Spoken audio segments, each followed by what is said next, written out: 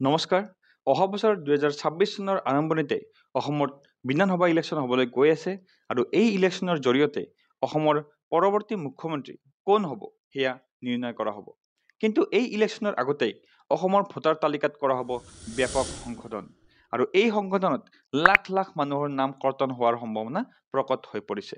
ইতিমধ্যে অসমত মামাৰ চৰকাৰে চলাই থকা উচ্ছেদেই গোটেই ভাৰতবৰ্ষতে ব্যাপক চৰ্চাৰ বিষয় হৈ পৰিছে আৰু ইয়াৰ মাজতেই ইলেকশ্যন কমিশ্যন অফ ইণ্ডিয়াৰ ভোটাৰ সংশোধনী বিষয়টোৱে ৰাইজৰ মাজত সন্ত্ৰাস বিভীষিকাৰ সৃষ্টি কৰিছে। বিহাৰৰ দৰে অসমৰ ভোটাৰ তালিকাৰ পৰা কৰ্তন হ'ব নেকি লাখ লাখ মানুহৰ নাম? এই প্ৰশ্নটোৱে সৰ্বসাধাৰণৰ মাজত ব্যাপক চৰ্চাৰ বিষয় হৈ পৰিছে। গতিকে আজি এই ভিডিঅ'টোত আমি আলোচনা কৰিম যে কোনবিলাক ব্যক্তিৰ নাম ভোটাৰ লিষ্টৰ পৰা কৰ্তন হ'ব পাৰে আৰু ECI দিয়া 11খন নথিৰ ভিতৰত কি কি নথি আছে এই সকলোবিলাক কথা আমি এই ভিডিঅ'টোত আলোচনা কৰিম। গতিকে স্কিপ নকৰি ভিডিঅ'টো শেষলৈকে চাই থাকিব। প্ৰথমে আমি ক'ব বিচাৰিছোঁ যে কোনবিলাক মানুহৰ নাম ভোটাৰ লিষ্টৰ পৰা কৰ্তন হ'ব পাৰে। নাম্বাৰ 1, মৃত ব্যক্তি অৰ্থাৎ ডেড পাৰ্চন। এইটোত আকৌ বুজিবলগীয়া একো নাই, আমি সকলোৱে জানো যে মৃত মানুহৰ নাম কেতিয়াও ভোটাৰ লিষ্টত থাকিব নোৱাৰে।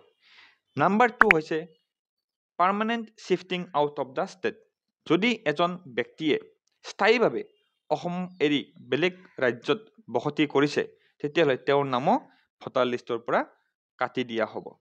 নাম্বাৰ 3, ডুপ্লিকেশ্যন অফ নেম অৰ্থাৎ যদি এজন মানুহৰ নাম এবাৰতকৈ 2-3 বাৰ বা বেছিকৈ ভোটাৰ লিষ্টত নাম আহিছে তেতিয়াহ'লে তেওঁৰ নামটো এবাৰেই ৰখা হ'ব আৰু বাকীবিলাক নাম কাটি দিয়া হ'ব।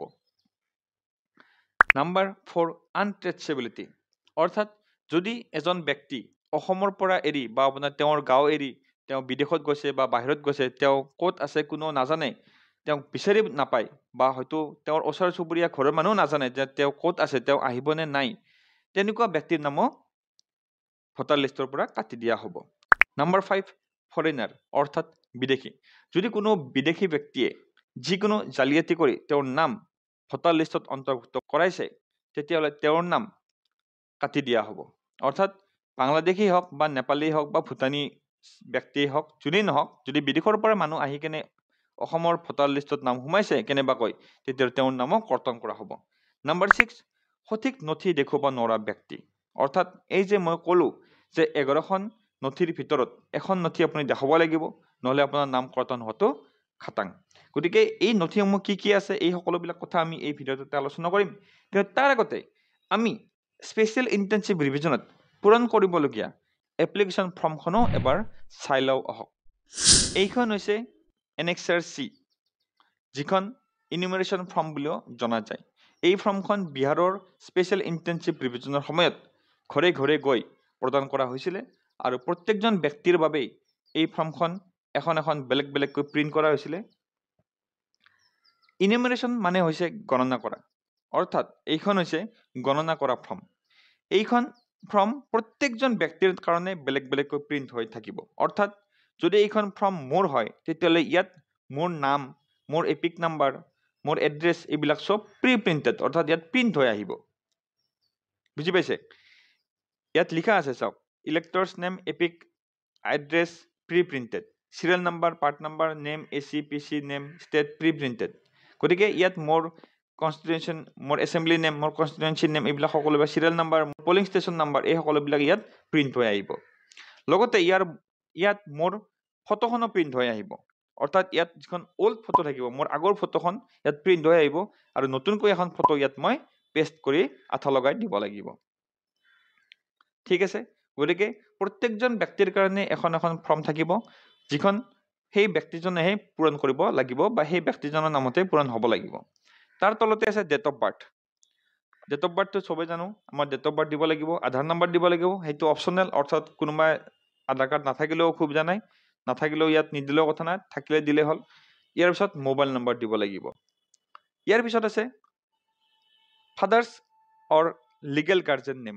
যদি আপোনাৰ দেউতাৰ আছে দেউতাৰ নাম লিখিব, যদি দেউতাৰ নাই, আপুনি যদি ঘৰৰ পৰা বাহিৰত থাকে তেতিয়াহ'লে আপোনাৰ য'ত থাকে তাৰে লিগেল গাৰ্জেনৰ নাম দিব লাগিব আৰু সেই ব্যক্তিজনৰ এপিক নাম্বাৰ, দেউতা থাকিলে দেউতাৰ এপিক নাম্বাৰ মানে হৈছে ভোটাৰ আইডিত যি এটা নাম্বাৰ থাকে সেইটোকে কয় এপিক নাম্বাৰ।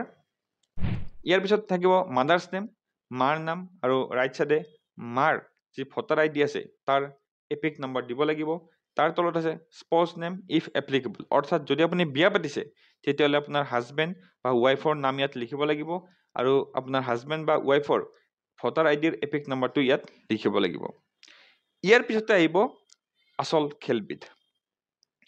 আপুনি ইয়াত এটা ডিক্লেৰেশ্যন দেখিবলৈ পাইছে, I hereby declare that to the best of my knowledge and belief, মানে মোৰ যিমানখিনি জ্ঞান আছে, মোৰ যিমানখিনি মই বিশ্বাস কৰোঁ, সেই হিচাপে মই এইখিনি ডিক্লেয়াৰ কৰিছোঁ। এনেকৈ এটা আপুনি ডিক্লেৰেশ্যন দিব লাগিব।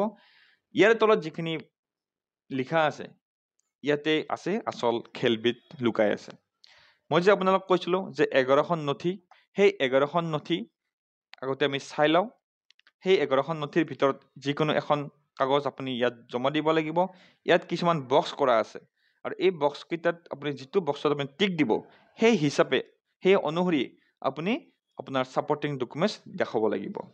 ইয়াত লিখা আছে I am above 18 years of age, মোৰ বয়স 18 বছৰৰ ওপৰত, ordinary residence on the above address, মই ওপৰত উল্লেখিত এড্ৰেছটোতে মই থাকোঁ, and a citizen of India, আৰু মই ভাৰতৰ নাগৰিক হয়, এণ্ড টিক এনি ওৱান, অৰ্থাৎ তলত 1 2 3 4 5 এই 5টা বক্সৰ ভিতৰত যিকোনো এটাত আপুনি টিক মাৰ্ক দিব লাগিব, আৰু যিটো বক্সত আপুনি টিক মাৰ্ক দিয়ে সেই অনুসৰি আপুনি তাৰ ছাপৰ্টিং ডকুমেণ্টছ দিব লাগিব।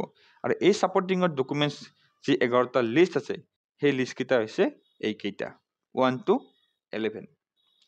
নাম্বাৰ 1 ডকুমেণ্টছটো হৈছে যে আপুনি যদি গভমেণ্ট চাকৰি কৰে তেতিয়াহ'লে আপোনাৰ গভমেণ্ট যিটো আইডেণ্টিটি কাৰ্ড, বা যদি আপুনি পেঞ্চনাৰ হয় তেতিয়াহ'লে আপোনাৰ যি পেঞ্চন অৰ্ডাৰ আছে, payment order, pension payment order, তাৰে এটা জেৰক্স কৰি কিনে ইয়াৰ লগত গাঁঠি দিব লাগিব।